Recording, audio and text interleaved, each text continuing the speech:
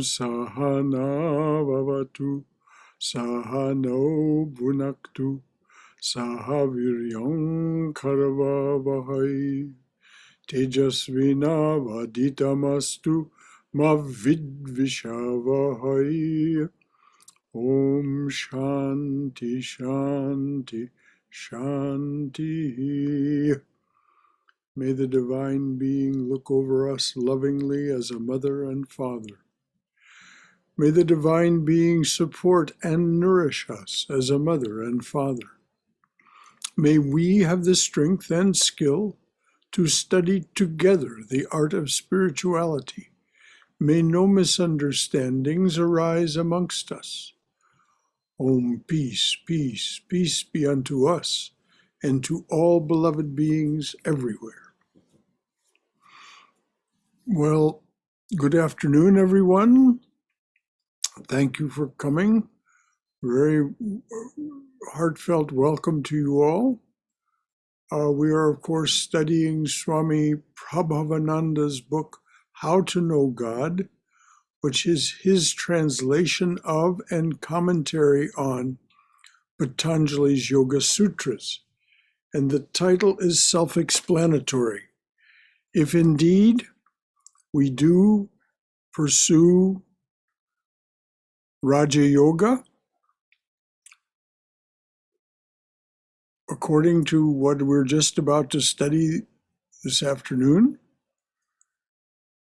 the promise is that we will come to know or realize God. As Jesus said, "Blessed are the pure in heart, for they shall see God or know God."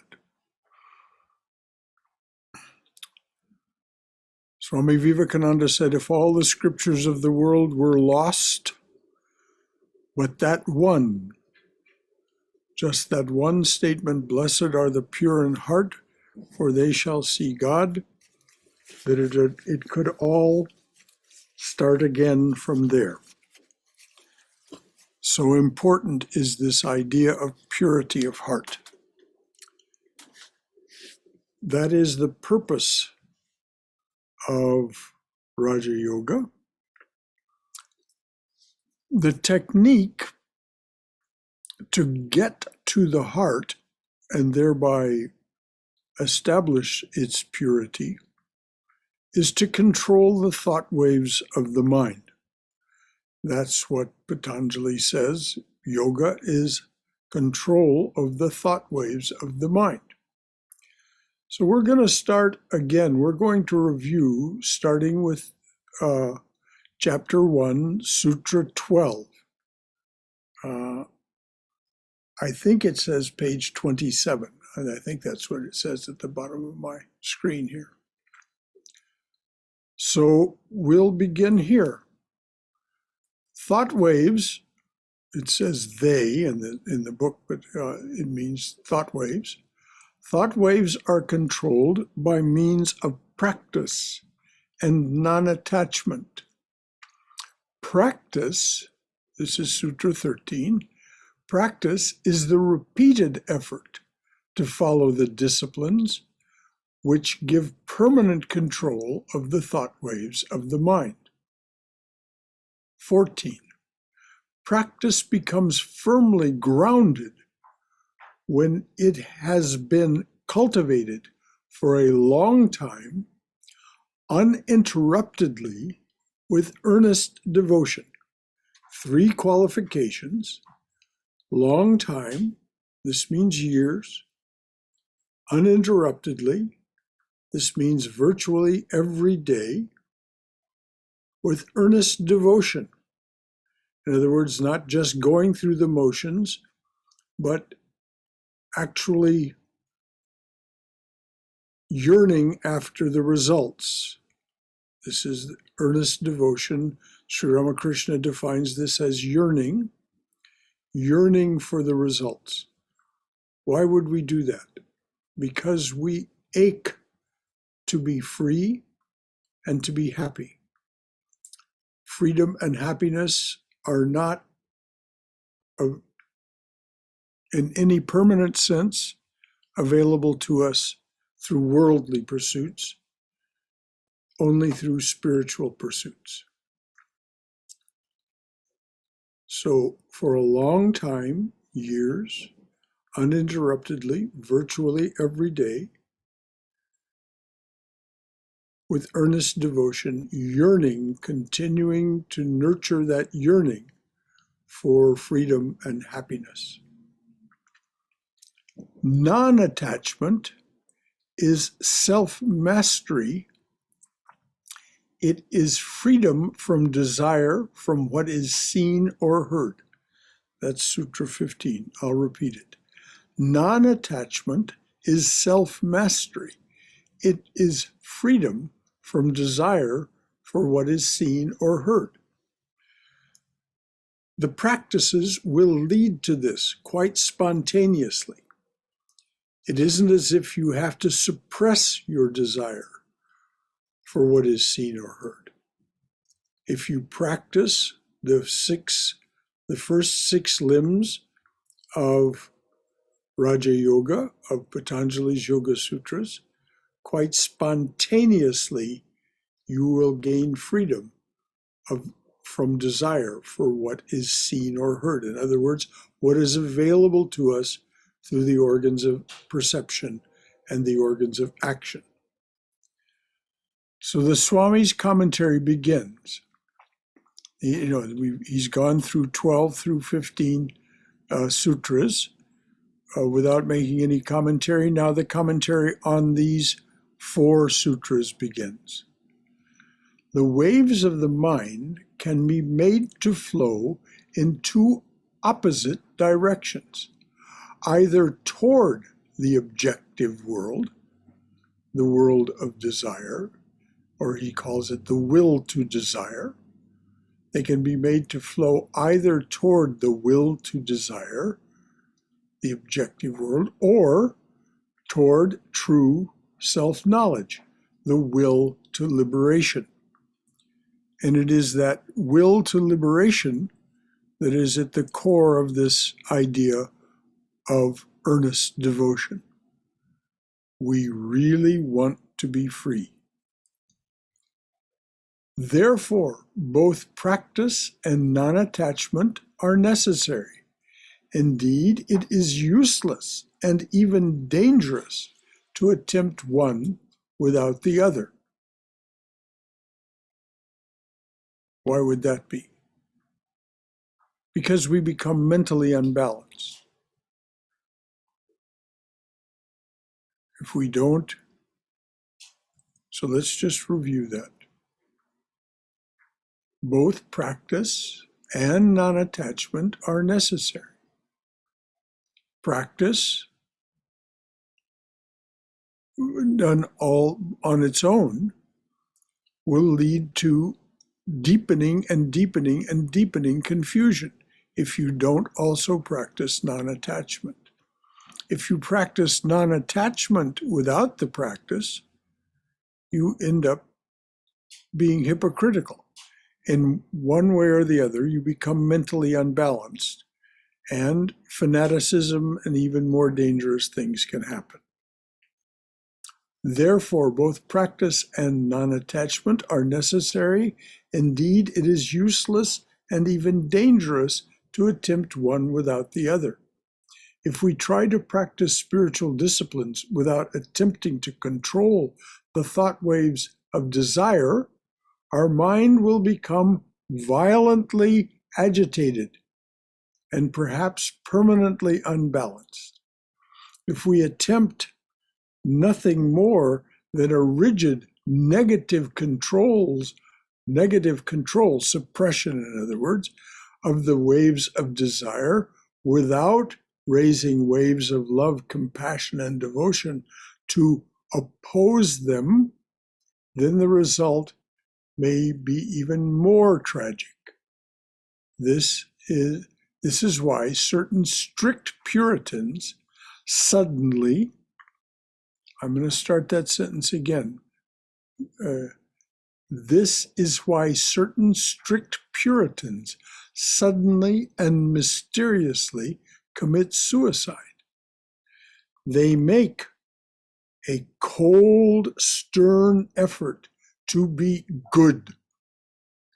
That is, not to think bad thoughts, and when they fail, as all human beings sometimes must, they cannot face this humiliation, which is really nothing but hurt pride and the emptiness inside themselves. They cannot face this humiliation of not being able to keep their intentions.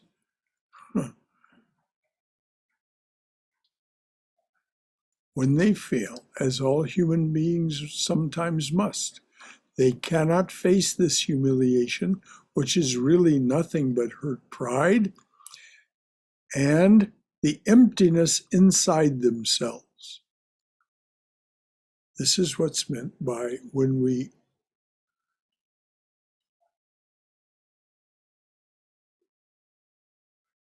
walk away from certain things, we need to walk toward certain other things. When we replace certain things in our lives, the objective world of desire, we need to replace it. The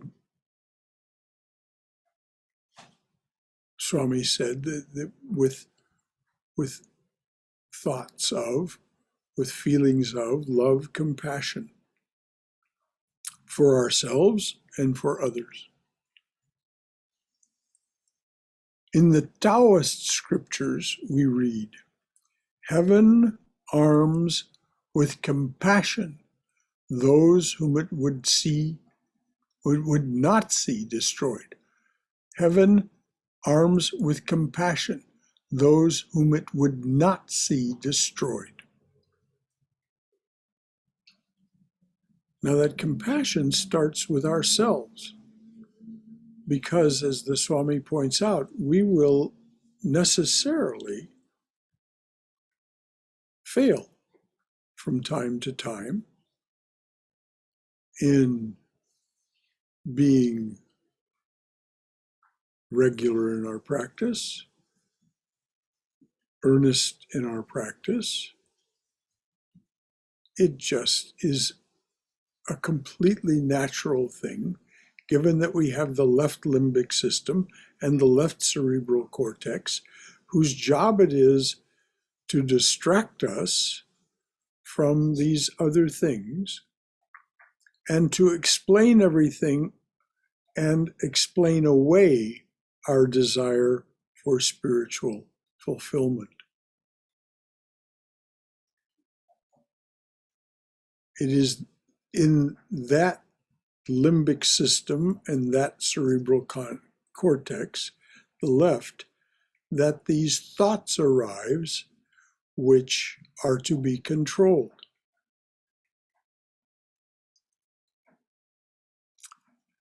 So heaven arms with compassion those whom it would not see destroyed. Compassion for yourself first, and then if you have compassion for yourself, then you're able to look out into the world and have great compassion for others. You can share their elation when they are succeeding, and you can share their feelings when they fail without judgment. Now, are there any thoughts from any of you about all of this? Any comments from your own wisdom or experience, or any concern that this raises, or any question you'd like to ask? Brother Shankara, Somesh here. Yes, Somesh. So when you were reading this, that therefore, in fact, it is useless and even dangerous to attempt one without the other. It like non-attachment and practice. It reminded me that you cannot love both Mammon and God. So, Aha. and Yes. I got that, and precisely, you cannot love both God and Mammon. Got it. and mammon is the things of the world. Mm. It is the same question that I was listening to Katha Upanishad, and the Nachiket, he asked Yama that, how about if I pursue both? Can we pursue both? And he also says, no, you cannot Yes. be, enjoy looking for pleasures of the world and also be on the spiritual path. So that, really God reminded me of that. No, they are moving in two different directions. Yes. And also, when you were reading, I got present to that one of my friends, his wife started on the spiritual path, and unfortunately she committed suicide. And now I'm clear what happened. It clearly says that you can't handle your failures, or you suppress your negative thought, but you did not replace with the positive. So it leads to that. So now I'm present to Yes, what would have gone through her. That as Freud pointed out, both the will to live and the will to die are present in us at all times. So what is it that is predominant? And people who incorrectly, particularly without proper instruction, pursue a spiritual path, in the beginning they can go very wrong and begin to see that life in this world is worthless. I am worthless. All of these thoughts arise. And so they end up taking their own life. Thank you, Somesh. Anything else from anyone? And that was a very good memory to recover and see in this context. I have a thought about where the Swami is saying in his commentary, if we attempt nothing more than a rigid negative control of the waves of desire without raising waves of love, compassion, and devotion to oppose them, then the result may be even more tragic. I totally agree with that. How can I not agree with Swami P? But instead of the word oppose, I feel like it's, for me, balance. Yes. Yes. I kind of have a problem with so much. There's just so much opposing in the world. And balance is really, is this what he's saying, I think. I agree. And I don't particularly like that word in this context either. I understand why he used it.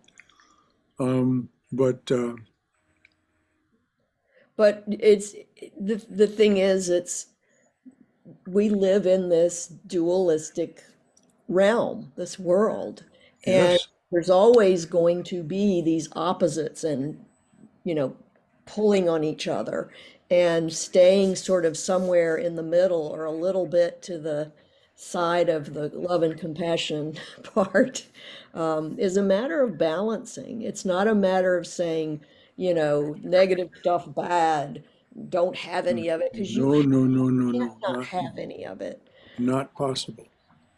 Yeah. We have a shadow side, Yeah. and that we need to learn to accept and even love that shadow side, as St. Thomas Aquinas very eloquently says in some of his poems.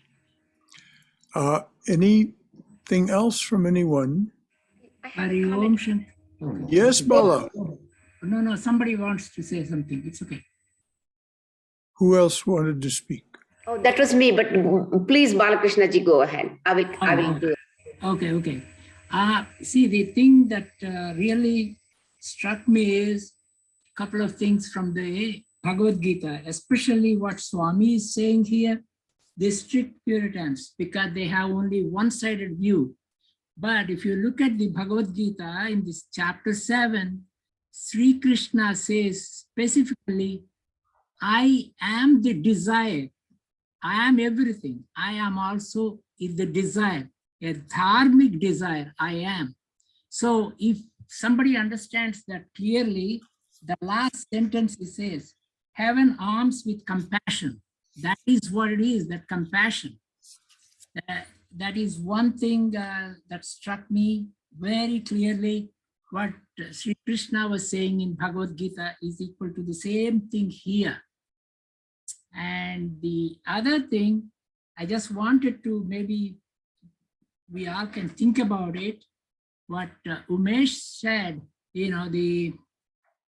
about the Nachiketa and all these things, it is good. But Sri Krishna, Sri Ramakrishna says in the gospel, it all depends upon if what Umesh was saying about is a Vedantin, with all the Advaita Vedantin, that's where you go through. But there is another aspect, which is Bhakta. As a Bhakta, you see this whole world is nothing but the Bhagavan's image. So if that is the case, so you could follow in whichever way you like to, but it gives both the options, as Sri Ramakrishna says. Yes, indeed. For the, but Patanjali is approaching it from a particular point of view, which the Swami is following, though he does allude to the kind of things that you're talking about. And definitely Sri Ramakrishna says this, and of course what Sri Krishna says in the Gita in chapter 7, chapters 2 through 7 is worth our attention. So thank you for bringing it up. Haima, was there something? Yes, Brother Shankara, I was just going to comment as follow-up of Cindy's comment. Swamiji used oppose, devotion to oppose them. That is because he used the word rigid negative control, rigidity. Unless we oppose that rigidity, we cannot become flexible. I think that's maybe the reason he used rigid and oppose. I was very good. I just was thinking deeply. He has the reason to use the oppose because of the rigidity of negative controls. Well thought out and well caught, dear. I agree with. Thank you, Brother Shankara. This is a very profound paragraph. Oh, extremely no question. Profound paragraph. Anything else from anyone? Brother Shankara? Yes. Good morning. I started Good morning, with Frank. a question, and then when everyone spoke, it brought up something else. And I really appreciate everyone's feedback, because I was thinking a lot of things that people had said, when they were saying you can't serve God and Mammon, and I'm thinking, well, if everything is Brahman and I am Brahman, isn't part of my experience here not to become obsessed and addicted and focused on that, but to enjoy it and to appreciate being in this dimension, in the physical realm. And again, I'm not saying pursue it and focus and, how, some people make, they love things instead of people. I don't mean that, but I just mean, I was thinking, isn't it okay to have balance and enjoy and bring it in? And when I was hearing feedback from Cindy and some others, that helped with that. So I appreciate people's feedback. My main question was the part of like 12, 13, and 14, when it said focusing the mind. And I'll give you an example of, because I want to ask if anyone has tools of how to get around something. I've noticed that sometimes if I become obsessed, for example, I did a Zoom interview Monday, a job I would really like. I thought I'd hear from them. I haven't heard from them. And I try to read. I can't focus on a thing I'm reading because my mind goes back to, why haven't they called? Are they going to call? What is it going to be like to have that job? You didn't get the job. That I try to meditate. My mind within 3 seconds goes, does anybody have any suggestions, tools that when they are obsessed with a problem, a situation, an issue, how is there anything that they use to meditate, to get through that? Just anybody who has any suggestions. Anything from anyone, anything to respond to what Frank has said. Be having something that you really want and really expect, and it's right there in your face every moment. How do you get around it? Hi, Brother Shankara. I do another courses, and that's where we distinguish that when there's something upsetting us, what happened and what we made it mean. Like, for example, in this case, Frank, you did an interview, they didn't call you, but what does it mean? Like, so normally we make it mean, this means the world is like that, or I am X way, or the world is Y way. And when we distinguish that, then you realize that's just your own creation, and that helps me. So I'm not saying that works, but see what did you make it mean? What happened in the world is that you took an interview, they haven't called you. That's all. But what you made it mean can trouble you a lot till you see that that's not what happened. Yes, well, this is what you're talking about, is adopting the witness position and just simply watching the mind react in that way. It doesn't mean that that'll stop it from reacting that way. But when you do get into that witness seat, then you do get some relief. And from there, it is possible to do your spiritual practices and acknowledge and allow that other activity to go on at the same time. The image that I use for myself is sitting on the bottom of a swimming pool. I've actually done this. This is not just some imagination. Sitting on the bottom of a swimming pool, very deliberately having gotten there at the deep end of the pool, it's such an interesting experience.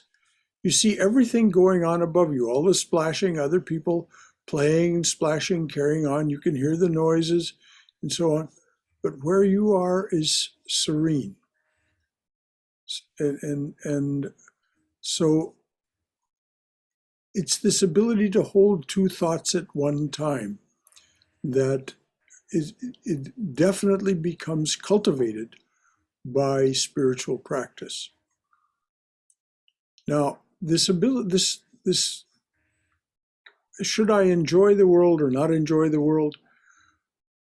There's the bhakta's way of going about it, which is definitely you accept everything, enjoy everything, practicing non-attachment.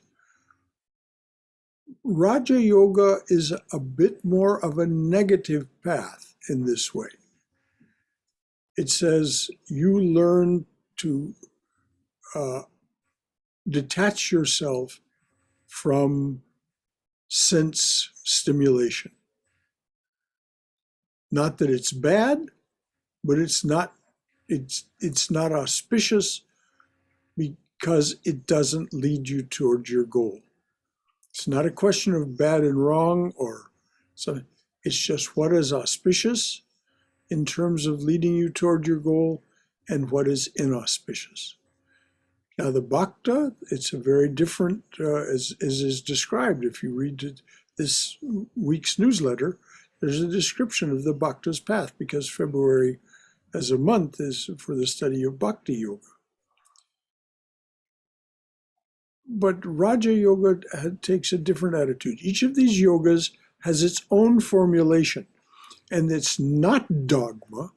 It's not something that you must adopt. If you're a bhakta by nature, You take what you can from Raja Yoga that serves you well and is auspicious for your path. But very few people are actually willing to become full out Raja Yogis. It's a very demanding path. The only path more demanding is the path of Jnana Yoga, which is that's a whole other subject for discussion. But Raja Yoga,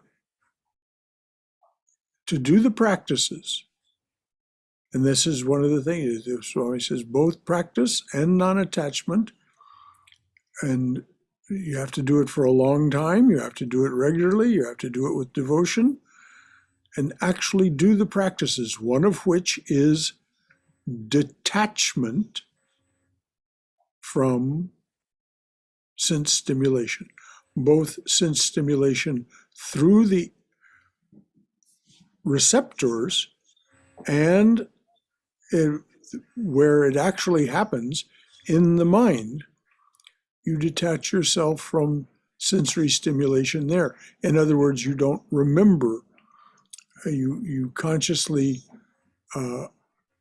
move your mind away from dwelling on memories of pleasurable sensory stimulation, or for that matter, unpleasant sensory stimulation. Both. So I hope that addresses what Frank said. Certainly Somesh addressed it very well. Anything else from anyone? This is Shankara, for, okay, go this ahead. is, oh, go ahead, Somesh. You have follow-up. I was going to say that I have a slightly different opinion about Bhakti Yoga, and I may be wrong. I'm not say I'm right. So if you see everything as God, then you are in, enjoying everything as if you see everything as God, then it is you are still following the path of like you're only serving God. You are not serving Mammon, even though the things appear as Mammon, but those are not. But you are seeing the true self of those. And whether that means whether you have a job, B job, or no job, it is it's everywhere. It's God. You are the Bhakt of. So that's, I mean, it's an interpretation. I'm not saying I'm right or wrong. Well, thank you for that interpretation. Haima? Yes, Brother Shankara, this is for Frank. I have been in that position like Frank was. Every time I failed an interview or never heard from them, I told myself there is a better one waiting for me. Definitely there will be a better one at the end. Once we find that job later on, it may take a few months, but that will be the better one. Believe me, that's my positive encouragement to myself, and it happened that way. Everything I failed one, that wasn't for me. And later on, I found the better one. I hope this helps you, Frank. Definitely there is a better one maybe waiting for you. You never know, never know. Thank you so much. The fact that they haven't called him back may not mean anything at all. Exactly. Yet, the reason for this, I say this, is another instance of this exact same thing came up this week in talking to another devotee. That he had interviewed for a manager position on a Monday. They said they'd get back to him by Wednesday. The week went by, Friday. So finally he called them and said, "What's up? You were just going to call me by Wednesday." And they said, "Oh, the reason we haven't called you is there's one more candidate to interview. And in fact, we're interviewing him today. So we'll get back to you next week." Exactly. But so it didn't mean anything about this devotee's application for the manager position. It only meant that there was some the military has a wonderful expression for this. That you can expect things to go snafu, situation normal, all fouled up. So. That's what happened to this devotee. It meant nothing about his application. It simply means that whatever, they had one more person to interview, and somehow it didn't happen when they expected it to happen. And so, Okay. so I totally agree with you, Brother Shankara. Brother Shankara? Yes, Yes. thank you. Yes, Brother Shankara. yes, And this is a real life example which happened in my family. And they were offered a very high corporate job, was made by the top executive in the company in the morning. And they called the same afternoon. They said, we take this job offer back. So, and then there was some politics behind it. And later on, they came back and they said, we changed our mind again. We want you. So whatever it was, we couldn't figure it out. It was all behind the scenes, something happening in the company. There was a conflict between the two top guys in the company. One wanted and one did not. So anyway, so it happens. But my point was for Frank, was that if you're obsessed with something and you're waiting and it does not happen, definitely a change of scenery helps. In my case, if something like that would be just go take a nature walk, and that the just physical change of scenery will change also your thoughts in the mind. that's a very auspicious suggestion. May not work for some people. I mean, this is why I suggested, if you can, find your way to that witness seat and simply watch your mind and say, this is how my mind behaves. Do I like it or not? Do I not like it? Well, if I find it unpleasant that I'm being the way I'm being, then what can be done about it?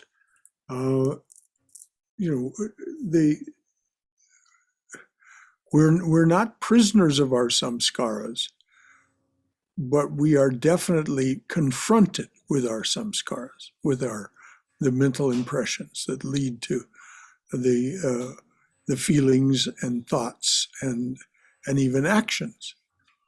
So I certainly empathize totally with Frank. I think we've all been there. I mean, I've had things where I was obsessed literally for days with something. It just kept coming back no matter what I seemed to try to do. Swami Prabhavananda said, sometimes you just have to go where no one can hear you and shout your mantra. This is very close to an exact quote from Swami Prabhavananda. Anything else before we read on? Brother Shankara, Yes. can you please expand on what you just said about we are not prisoners of our samskara, but We're confronted by them. okay. We're not prisoners of them because there are these methods of escape. Yeah. But they're there and they will present themselves.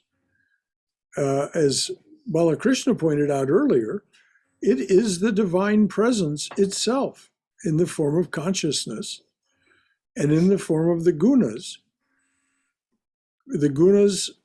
inflecting consciousness, awareness.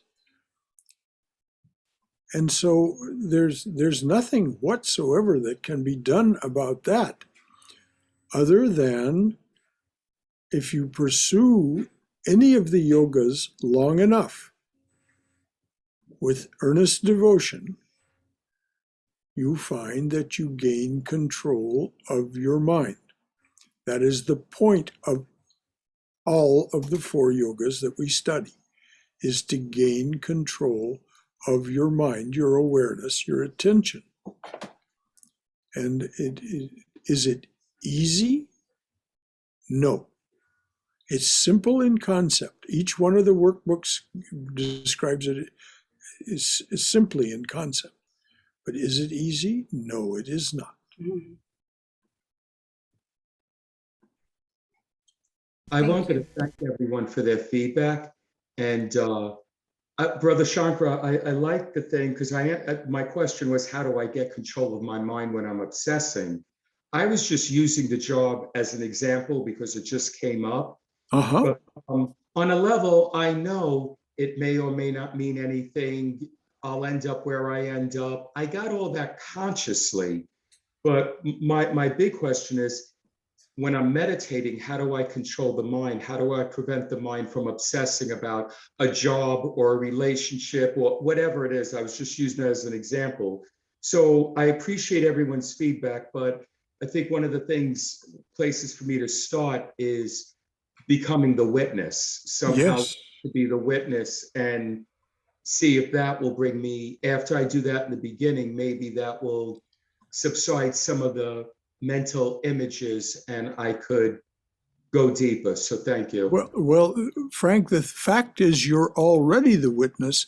Otherwise, you would not have realized what you were doing. Yeah. So it is simply practicing that witness position and taking refuge there. And I'm glad the idea appeals to you because it is the only reliable solution that I know of to get some distance between ourselves and the influences of our samskaras and the gunas on our samskaras.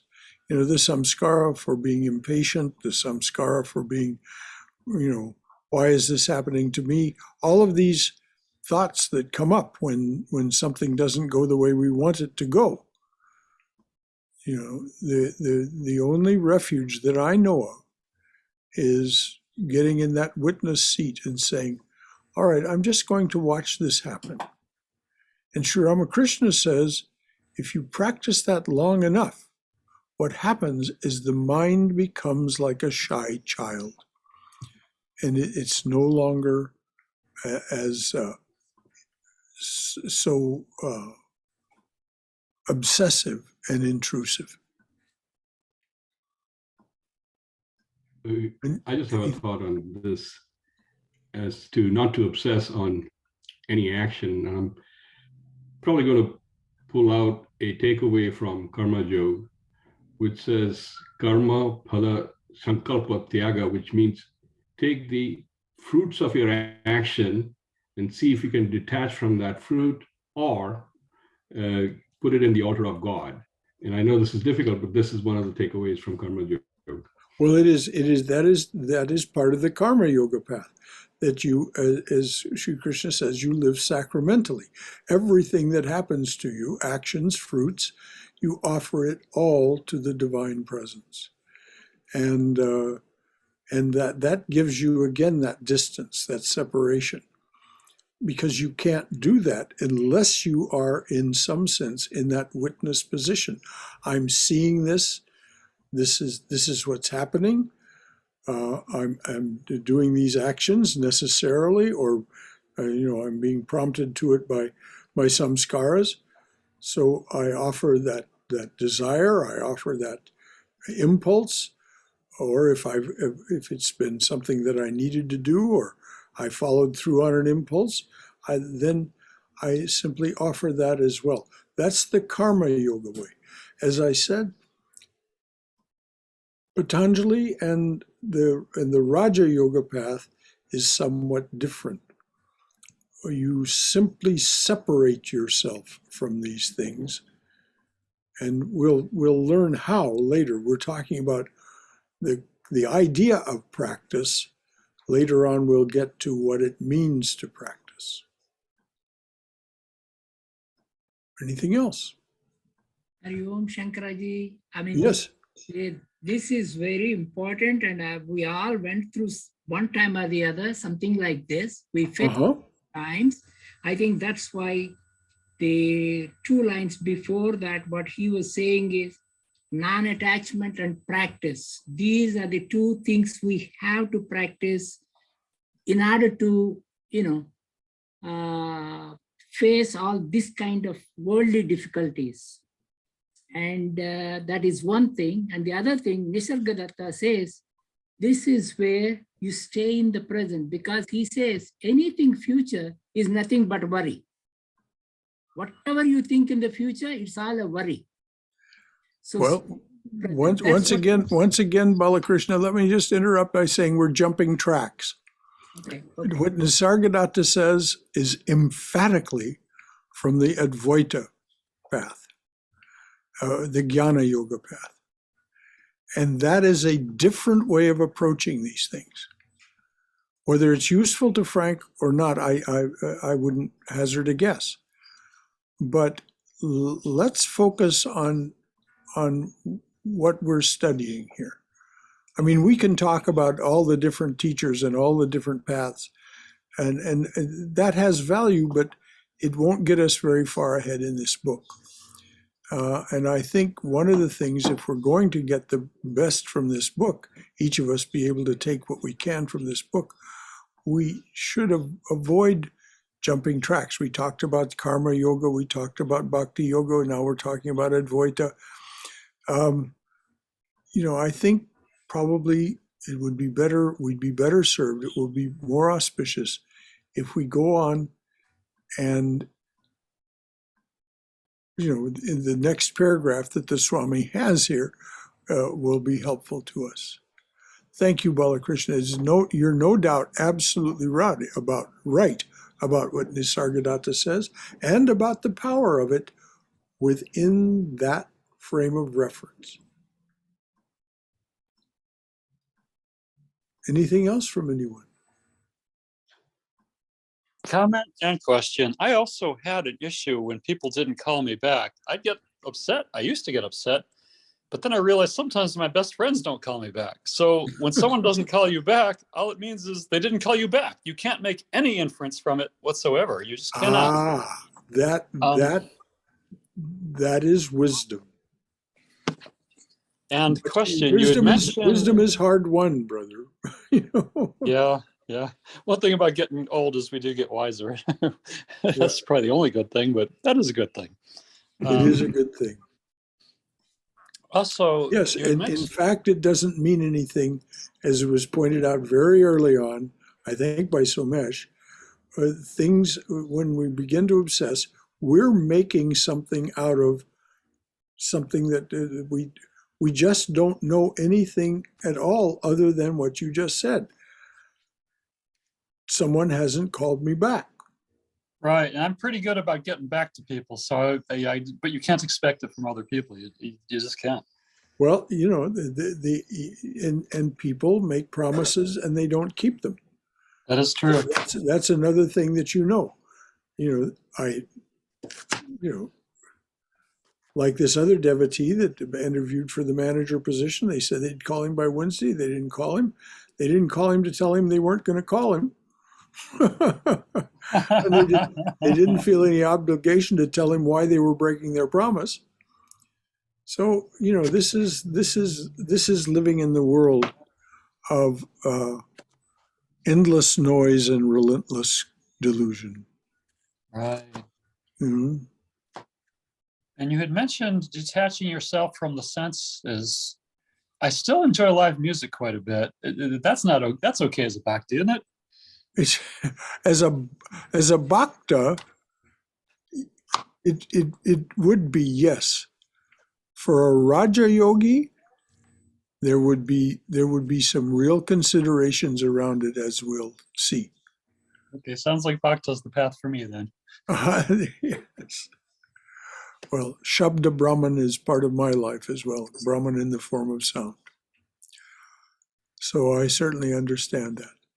But, we're studying this book, and this has been a very productive discussion. I just celebrate the fact, as Frank asked for his feedback, and the congregation as assembled today responded beautifully. So thank you, Brahmadas. Anything else from anyone? All right, we'll read on a bit. It's getting a little long in the hour here. It's 12:49. So the Swami is now going to talk about what happens next.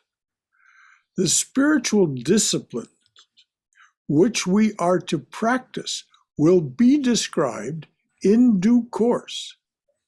They are known as the 8 limbs of yoga. Perseverance is very important in this connection.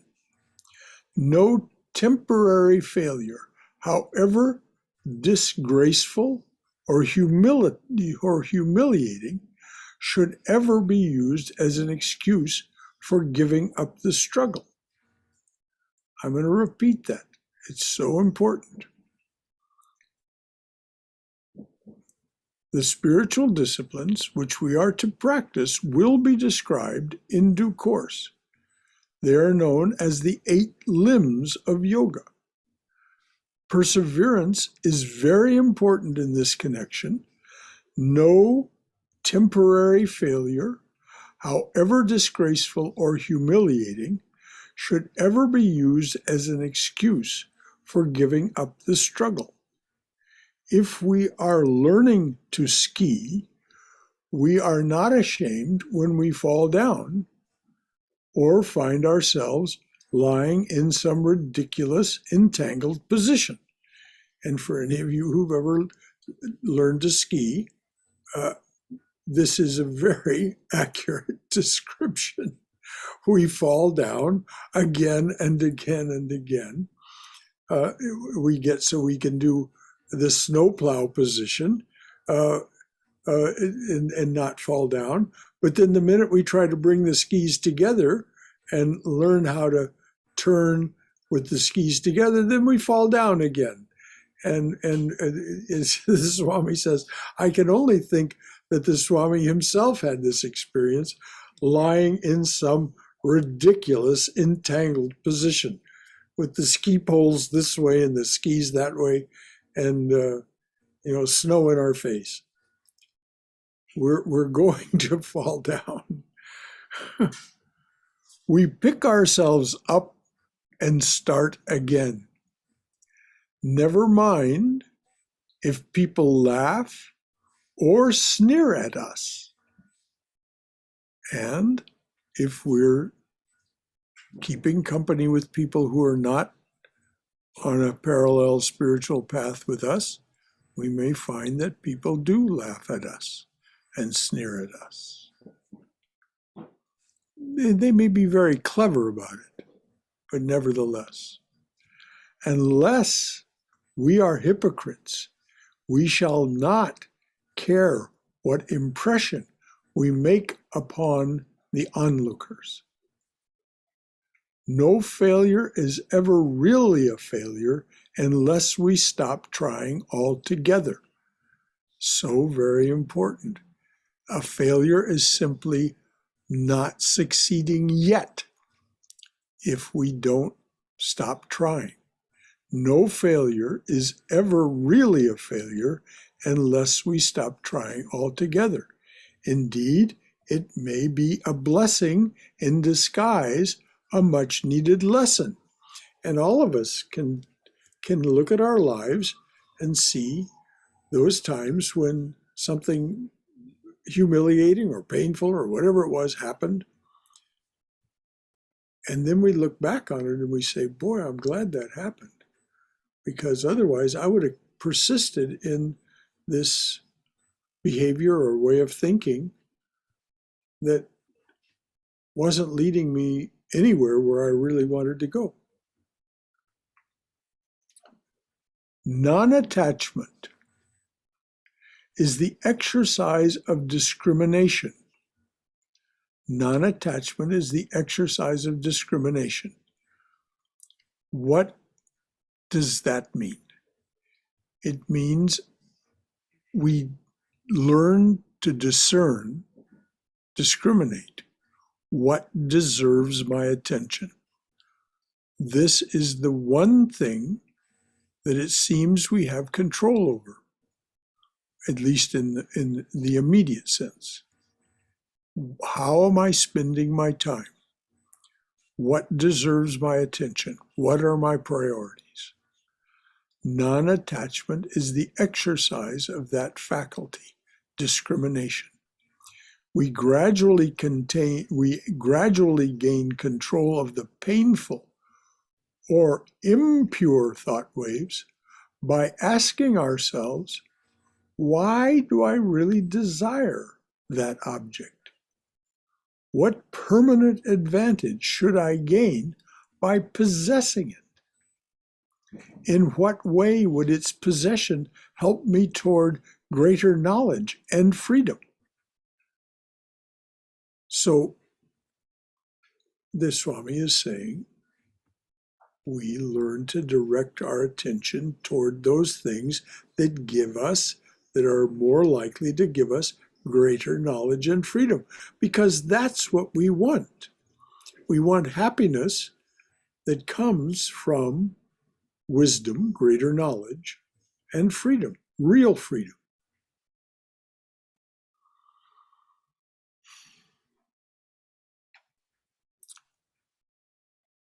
The answers to these questions are always disconcerting. The answers to the questions, will this really benefit me? Will it give me greater knowledge and freedom? The Swami says the answers to these questions are always disconcerting. They show us that the desired object is not only useless as a means to liberation, but potentially harmful as a means to ignorance and bondage. And further, that our desire is not really desire for the in itself, but not the desire for the object itself at all, but only a desire to desire something, a mere restlessness in the mind. And the Swami would stress this over and over and over to us. That desire is nothing more than a restlessness in the mind. What are we restless for? We're restless for happiness and freedom. Because we don't yet know how to have it in any permanent sense. The mind is constantly seeking, restlessly seeking, for some temporary surcease from its restlessness, some satisfaction of that desire. It is only a desire to desire something, a mere restlessness in the mind. It is fairly easy to reason all this out in a calm moment, but our non-attachment is put to the test when the mind is suddenly swept by a huge wave of anger or lust or greed.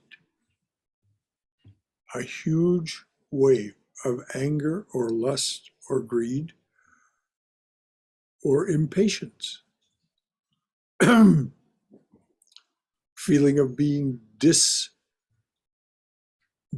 of not being taken seriously enough.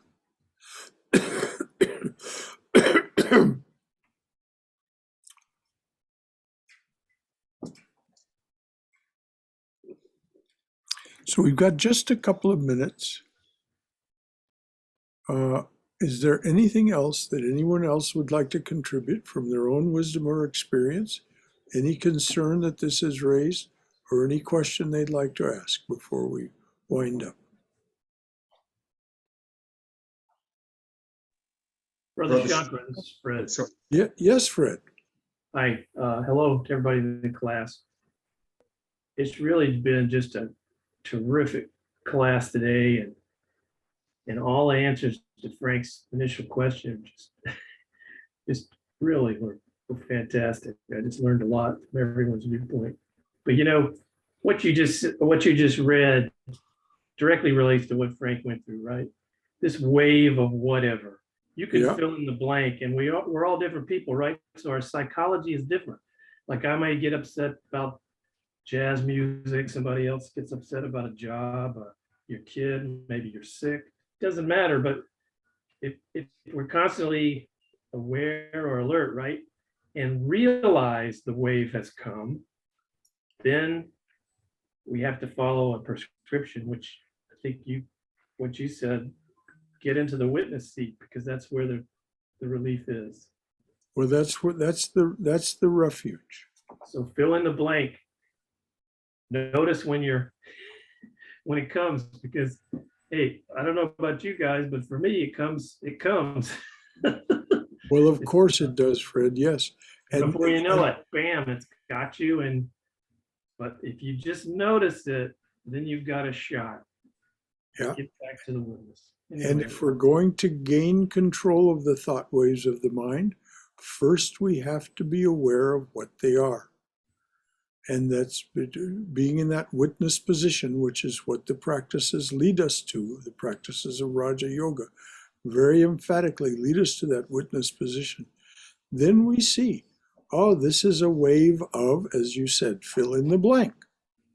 This is a huge wave of, and dissatisfaction with something. Thank you, Fred. And thank you for saying the nice things about the class. I agree entirely.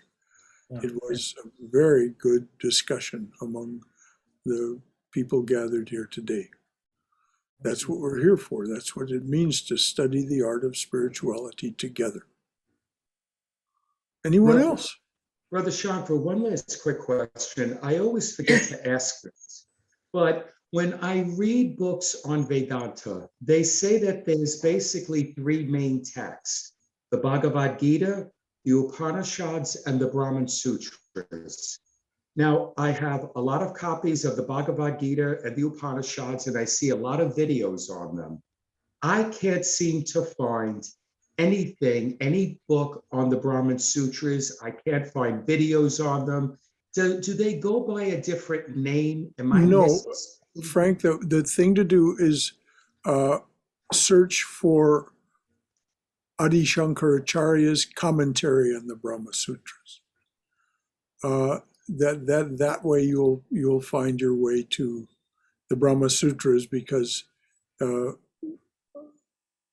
Shankaracharya wrote an extensive commentary on them. Otherwise, you're right, they're not in the forefront like the other two that you mentioned. But, What's his first name again? Adi well, Shankar? it's ADI, Adi, the name Shankaracharya. It's the two words put together, Shankara and Acharya, means Shankara as the teacher. Okay, thank you. And so just put in your search window Adi Shankaracharya's commentary on the Brahma Sutras, and some books will come up. Thank you. Probably available through Amazon. There are also some, if you want to support the Vedanta Society of Southern California, you can go to the website Vedanta.com. It's one of the ways that they generate income for that center. And I'm certain that they sell some of Adi Shankaracharya's books on Adi Shankaracharya's commentaries on the Brahma Sutras. Okay, thank you. You'll find it pretty tough sledding, Frank. If you'd like to have conversations with me about it, you're welcome to. Shankaracharya is, he's not no Sri Aurobindo in his difficulty of reading him, but it's not easy reading either. Anything else from anyone?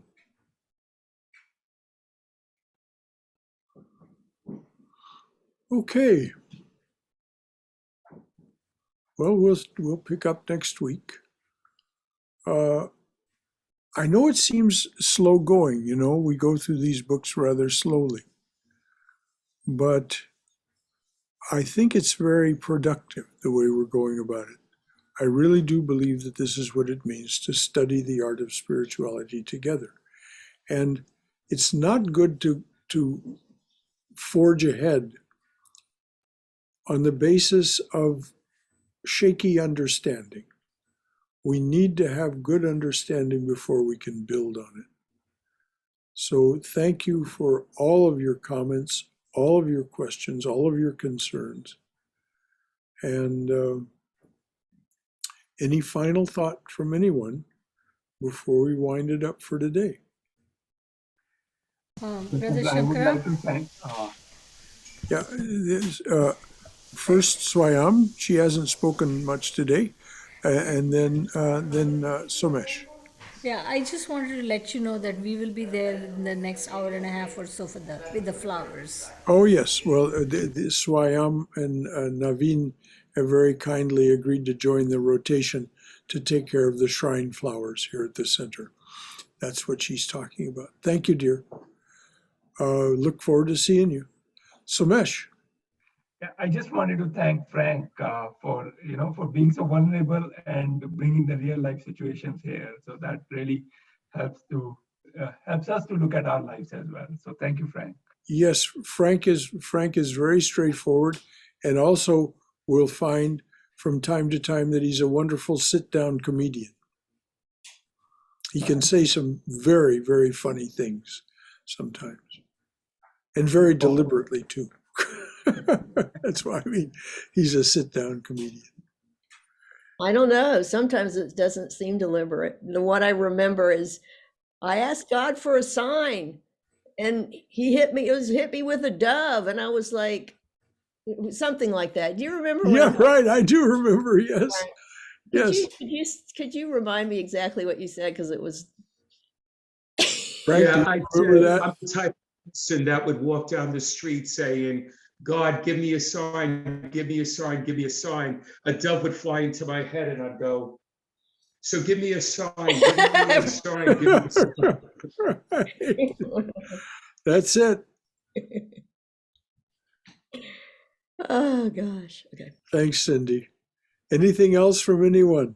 I'm glad we can have fun together. It's this is not meant to be, as Swami Prabhupada would say, we will have no long-faced religion here.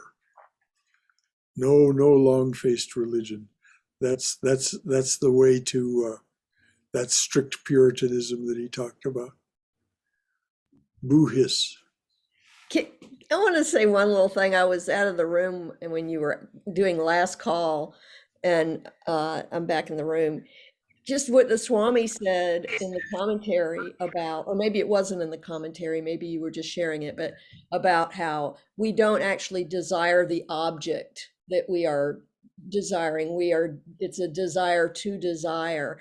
And we learn that once we obtain the object, unless it's, basic needs stuff. I mean, everybody needs their basic needs met, food, shelter, clothes. But if it's something else out there, I gotta have it. And then you get it, and then it's like, that wasn't it. Exactly. It's like all of our spiritual practice is about learning that over and over and over. Yes, exactly. Yes, neti in its own way. Not this, not that, not this, not that. No. Finally, we discover, oh, I am the one who's witnessing all of this tragicomedy that is life in the Kali Yuga. I am the face of the Atman. That's who I truly am. Birthless, deathless, invulnerable, changeless, full of all of the virtues, but waiting to express them through the human form. So this is the great discovery, as you say, Cindy, we make by, doing this and doing that and getting this and getting that. And as Frank said, there's no reason not to, there's no reason not to not to enjoy it. It's just you ultimately come to the conclusion it is futile, and you thereby then become non-attached. Anything else from anyone? Yeah. Since we are having some fun here, I just wanted to say I'll let Cindy know if I agree or not once I get myself driving Tesla.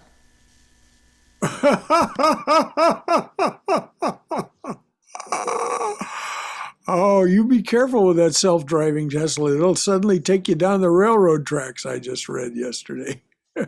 It doesn't know the difference between a road and a railroad track. That's what they discovered in watching films of these self-driving Teslas doing their thing. Swayam, as long as you give me a ride, you are right. That's a deal. Okay. All right, dears.